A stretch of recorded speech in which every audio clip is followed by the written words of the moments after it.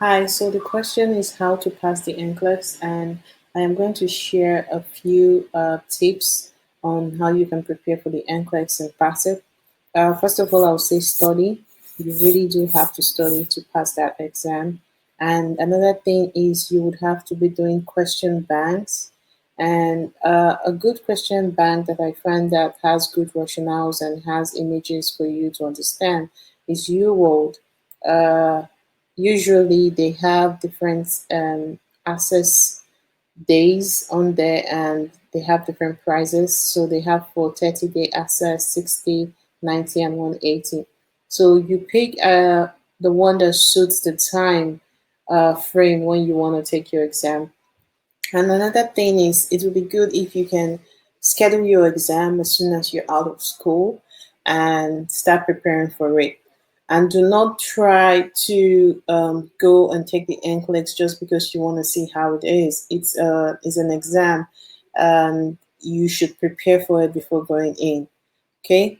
And another thing I would share is how to think about questions. So I have a question here, and it talks about um, after administering acetaminophen with oxycodone for pain, which intervention would be of highest priority for the nurse to complete before leaving the patient's room?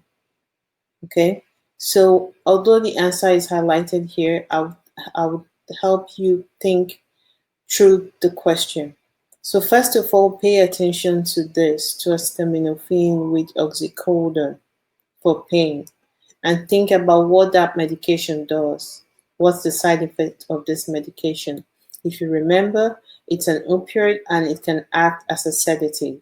So now, what is the highest priority for your patient that is taking this medication that can act as a sedative? When you go through your options, think about each option individually. Ensure that the side rails are raised. Will that keep your patient? Will that be a high priority for a patient taking this medication? Okay. Leave the overbed light on at low setting.